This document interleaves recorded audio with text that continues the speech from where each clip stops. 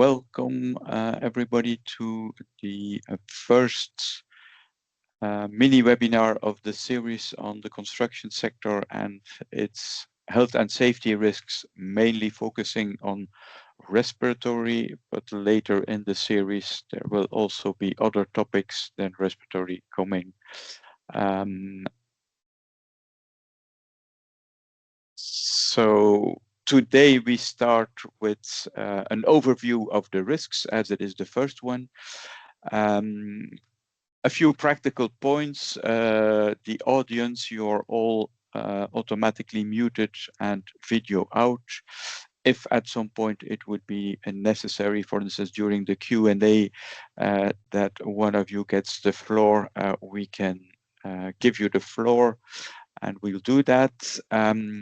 If you have questions, and please do, you can put them in the Q&A feature of the webinar, and we will take them at the end of the webinar. Or it might also be that we say, hey, we will cover that in one of the next mini webinars in the series. The webinar is recorded. The speakers of today have agreed that we do record them. We will slightly edit, meaning cutting the beginning and the end probably, and then make it available on the ESF YouTube channel. And we will also provide a link to that in mail to you specifically, but also through our website. Next slide. For those who would not know ESF, we are the European Federation for suppliers of personal protective equipment, effective members or national organizations. You see their logos on the screen, and also companies are members of the organization. But I don't want to spend too much time on that. So next slide. I want to give the two speakers as much time as possible. First speaker is Janina Sander. She is chairing the working group of ESF on respiratory protection, and she is working for TSI as an application specialist. And the second speaker is Aart-Jan van Eck, member of our working group, and he's category manager respiratory protection at Lyrico Intersafe. And with that, Janina, I give the floor to you. Yeah, thank you very much, and welcome also from my side. As Henk mentioned, Aart-Jan and me, we are both in the working group Respiratory Protection within ESF. And just a short introduction who we are, because we are the working group who organized and planned this webinar series. We do have 25 members from 15 different countries, and all our members within the working group are also involved in different organizations and other committees. So we do have a quite big knowledge about respiratory protection within our group, and do different engagements around respiratory protection. For example, we perform research on RPE and fit testing. We are producing awareness campaigns for respiratory protection, like with this webinar, and provide education on respiratory risks. And this is what we do today, hopefully, with this webinar. And with that, I will hand over to Aart-Jan. Thank you, Janina. Good morning, everybody, also from my side. I hope you can hear me good. So now that you know who we are, we would like to start with our actual topic about the risks in the construction sector. Janina, can you explain why we chose to focus on this specific sector? Yeah, I can do. And thank you for the question, because I think that's, many people are wondering about why focusing on the construction sector. And the reason for that is simple and shocking at the same. This is a statistic of fatal and non-fatal accidents within the EU by sector. So the EU is looking all the workforce in Germany, in in whole Europe, so not only in single countries, but in the whole EU, and splitting them up to different sectors. And one sector is the construction sector, which you can find in the lower half of this statistics. And what you can see is, without looking at the detailed numbers, is that the bar is quite high for these construction sectors. And if we take a look at all fatal accidents in the EU in occupation, then nearly 25% are from the construction sector. And that's enormous. And that's the reason to take a look at at health and safety within the construction sector. And if we take a look at the light blue bar with the non-fatal accidents, there is manufacturing with more non-fatal accidents, but yeah, it's more than 10% non-fatal accidents which are part of the construction sector. And yeah, this big number of fatal accidents within the construction sector, that is the reason why we need to take care about health and safety, especially within this sector. Okay, thank you. So that's indeed is a high rate of incidents in that sector. And I can imagine, of course, some of them as well. You can fall from a height, you can be hit by a vehicle or something around you, or something falling from height on your head. So that's quite clear. But as we are the working group Respiratory Protection, we wouldn't have this webinar if that was all, would it, Janina? Yeah, that's a good point. Of course, fatal accidents are very critical, but indeed, the respiratory health and safety is another big topic, and also there the numbers within the construction sector are quite concerning. I brought two other statistics from the EU, and the first one in the upper half is quite general, so-called work-related health problems within the EU, and from two different years, so 2013 and 2020. And what we do see is that the people claiming work-related health problems is rising, is increasing. And we also see the light blue bars is the construction sector compared to all industries. And we do see here that within the construction sector, more people compared to all industries are reporting work-related health problems, and lots of them are related to respiratory. And you might think, taking a look at the numbers here, that is, oh, it's just 10%, it's just 12% of workers who have problems. But we do have around about 200 million working people within the EU. So if we only talk about 10%, this are 20 million people within the EU. So that's a lot.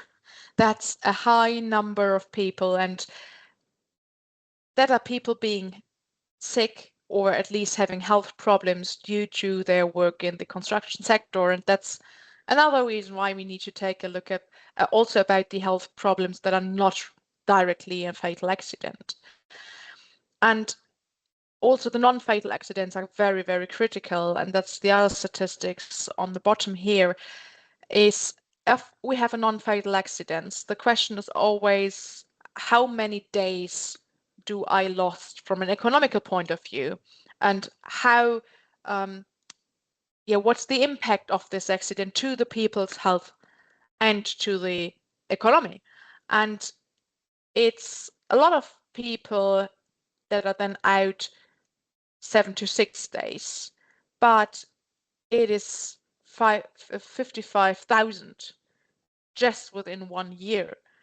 And we have 95,000 that are 7 to 13 days out of work after an accident within the construction sector. We have then a bit lower numbers for people who are out between 15 days and a month, but again, a very high number of people, more than 70,000, that are out between 1 and 3 months after an accident within the construction sector only in 1 year in 2023. and also people who are out longer. It's more than 20,000 people and 25,000 people that are out more than half a year. So that's numbers that are very concerning, thinking about the health and the health impact of the construction sector to the workforce, and also, of course, for the sector itself from an economical point of view. So we have two reasons here to take a more detailed look on what are the issues leading to days lost, to health problems, and to non-fatal accidents. Well, that is quite heavy, I must say, to understand that there are so many incidents in this specific sector. But to understand more about those incidents, because there must be multiple reasons behind the incidents happening. But how do I find out which risks will appear in my situation? Is that something you can explain a little more, maybe? Yeah, at least from a general perspective. And it's already on the screen is the word risk assessment. I think that's a term that many people heard that are dealing with health and safety in occupations, but what does risk assessment mean? And it is quite easy if we split it up in three separated boxes. It's the so-called risk assessment process according to an ISO standard, taking a look at risk assessment. And the first big task within risk assessment is the risk identification. So we need to think about what factors in my workplace are influencing health and safety of the workers. And the second step in the risk identification is thinking about, so I know my factors that are influencing health and safety, but is there something that influences these factors in turn? And if we just write all of that result of our thinking down, we do have a list of risks that we can find out. And afterwards, we need to analyze these risks. That's not quite complex. It's also a thinking process about what causes these risks. So what are the factors? What causes these factors? What causes them to be influenced? What is the main source? So is the factor maybe just the result of something different? Then this is our source we need to think about. What is the effect? We might have factors and risks where the effect is not as huge as with other risks. And we also need to think about the probability. So what of the risks identified are probable happening every day, and which might probably happen never. So the probability is also something to identify here. And then we also should take a look at what do we have as existing monitoring and controls. And then as a third step, after I have all my answers to my analysis questions, I need to evaluate the risk and determine the type and level of risks and prioritize the risk treatment. So, for example, if I do have a risk identified where my analysis shows this risk has heavy effects and a high probability of occurring, then this should be a risk I should treat with priority. While if we do have a risk with very minor effects and a very low probability to occur, I should still have that on my list, but I can give it a very low priority and first care about the risks that have higher effects and a higher probability. So this is the theory of the process to take a look at the risks. And I think it's quite important, and this is somehow an outlook to the next webinars within our series, is the point of exposure monitoring. Because especially if we talk about respiratory health risks, we talk about stuff that we inhale. And to know about these risks and to know how harmful they are, how big the risk is, we do need throughout the process of risk assessment and exposure monitoring. So yeah, this is the theory of the risk assessment, and I'm quite good in that theory part because I wrote my bachelor thesis about exactly analyzing this ISO standard. So this is what my knowledge is about the risk assessment process. But Adrian, you did take a look specific at the risk in the construction sector to find out what are the risks we do have in this specific sector if we perform this process. So what did you find out? Well, indeed, you are right that I did have a look in all the hazards that can appear on a working place for a construction worker or someone who is working with construction materials. And there are many, and some of them may look quite easy to understand. But if you go through it, you see that there's quite a lot. Some you even may not have thought of. So I thought it would be good to, without trying to be complete, to give an overview of the hazards that you may think of in this regards. So just imagine yourself that you are a construction worker, and maybe you even are. And so you will immediately recognize, of course, the mechanical hazards surrounding you. And there is many times also electricity close, which can cause troubles as well. There's lots of noise and sometimes also vibrations, especially when you are working with tools and machinery. Then there's hazardous substances coming in, particles or in gases, and they may surround you with that, and they influence your health, or they can cause a fire. And sometimes even biological substances may appear, depending on your working environment.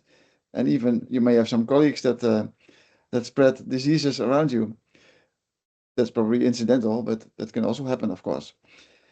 And many times, and we should really think about that stress is also a factor that really influences safety and health.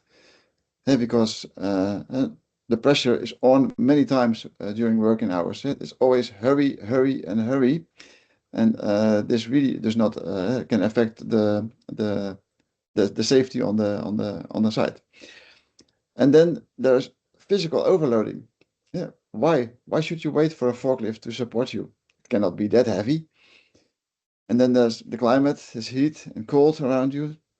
There's wet and dry circumstances, and there can be radiation on the site as well.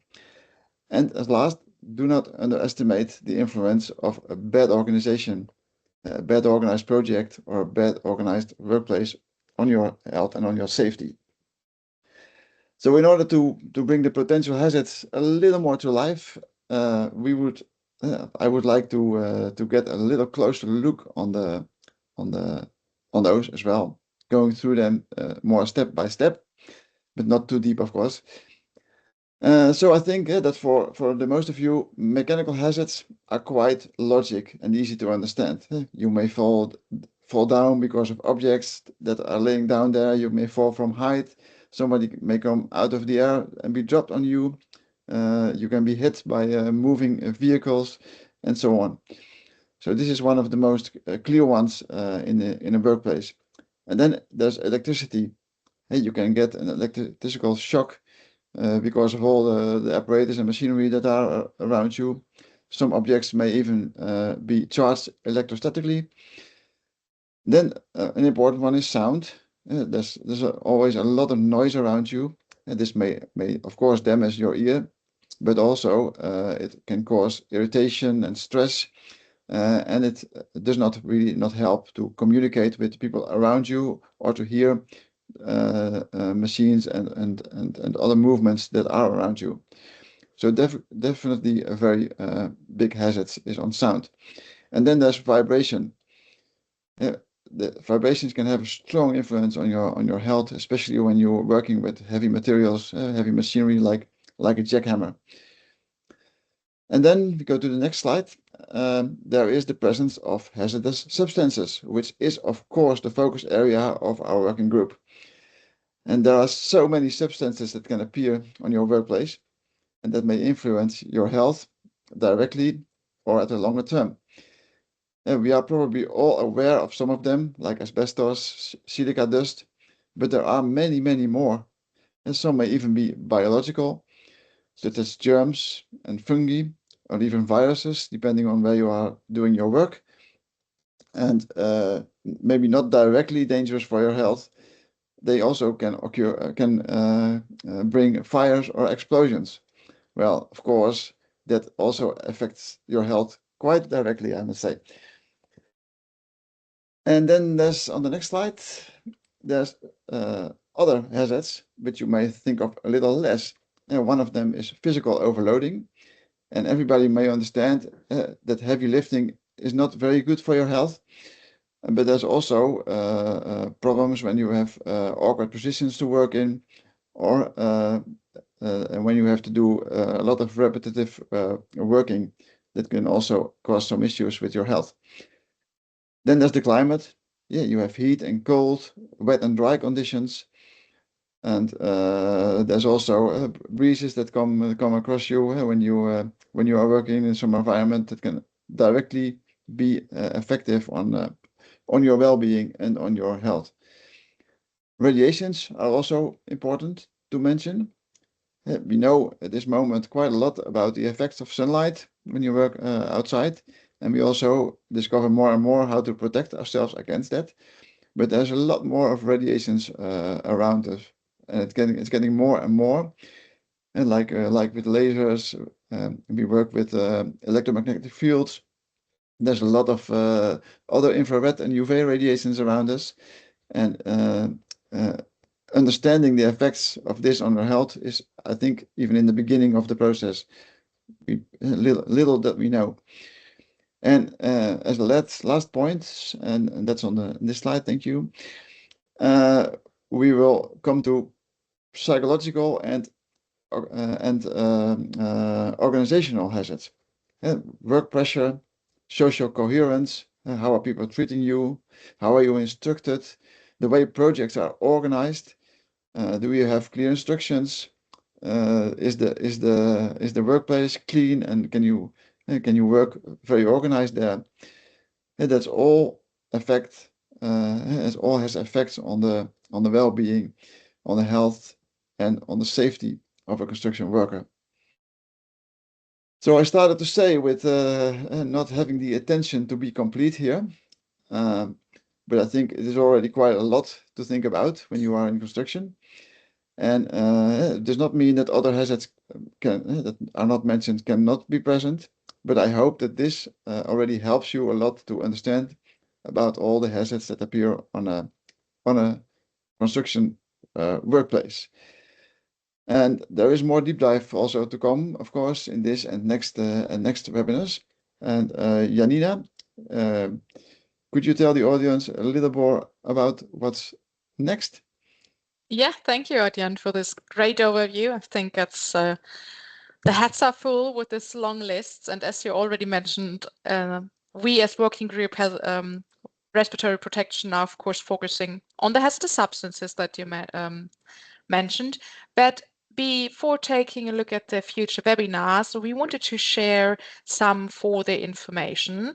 So there is from the EU OSHA, so the European Agency for Safety and Health at Work, a special website in it's like their OSHA wiki, where they talk about the construction sector and the safety risks and the prevention methods. We do have, for those who want to know more about this long list of multiple different risks within the construction sector, an interactive web app available from the BG Bau from Germany. It is from Germany, but available in multiple languages. It's really interactive. You can click through, see the different workplaces and construction sites to find out about the different risks. And if you want to learn more about risk assessment and maybe are a bit afraid about this complex process I explained, it's very easy if you really do it in practice. And the UK HSE provides a quite simple template. It's a one-page table to guide you through the risk assessment. So that might be quite useful for your future work. And talking about the future, we do have next the first specific webinar on a specific hazardous substance, which is silica. And we reached out to the European Network on Silica, NEPSI, to ask for an external speaker to support our webinar on March 27th, also at 11:30 a.m. And in May, we will follow up with asbestos and the risks presented by asbestos. And also there, we requested an external expert about asbestos. This will be May 29, also 11:30 CST at that time. And we will have more webinars following in September, November, and already planned for 2027. The links for registration for these webinars will be ready soon, and you will receive them, I think, via email, and also, of course, on our link, so the ESF LinkedIn page and the ESF website. So with that, we hope that we could give you a very broad and brief start overview about the risks in the construction sector, and we definitely will have a more deep dive in with the series ongoing. So I think, Adrian, we are happy to take the questions, right? Yes, we are. So, Henk, do we have any questions? I don't see any in the Q&A. Somebody was raising their hand, but already took it down again. But I do have a question for the next webinars. You mentioned we will talk about specific risks. I assume it's also the intention to talk about how to deal with those risks and not only describe the risks, or am I wrong? No, you're completely right. Of course, we will also talk about prevention. So it was important for us to start with clarifying the risks, because it's quite important to understand the risk, to understand why some experts want to have specific things in the protection. Therefore, you definitely need to understand the risk. So that's what we will start with. But we will definitely have within the series a presentation about respiratory protective equipment. We will have a session about respirator fit testing as one method to support prevention. We will have a session about exposure monitoring to focus on how exposure monitoring can also use not only to identify and analyze risk, but also as a control measure. So we will definitely focus the risks and the prevention. Okay, thank you for that. And as there's still no questions, what's happening? We're not used to that. But another point from my side, when you talk construction sector, you very often think about the building people with the cranes and all the heavy stuff. But if I understand well, it's also, or you're also looking at the wider activities in the construction, for instance, demolition, which definitely for silica and asbestos and others, and even for biological risks. Sometimes you have indeed molds in old buildings. So if you demolish them, you have clearly a biological risk in that case, but also finishing, woodwork and so on. So it's you're really looking, if I'm correct, at the very wide construction sector, not limited to what everybody immediately thinks about. Or am I wrong? At least that's the plan. We hope we succeed. Okay. So if we should talk about asbestos and only talk about building, then we would do something wrong, because no one should build anything anymore using asbestos. So we definitely, asbestos is a big issue with demolition and also rework. So not only demolition, but we might find asbestos, we will learn, at places where we do some work in buildings that were built using asbestos. And we should definitely not forget all the areas where preparation is done, where all the materials used in construction are produced or transported, which is definitely also a risk sector in this regards. Yes. Okay, thank you for that clarification. I see it's 12 o'clock. I don't see any questions from the audience. So with that, I think we can close for today and hope to see you all again in 2 months' time for our first specific webinar, in that case on silica dust. So thank you, both Janina and Artjan, and see you next time.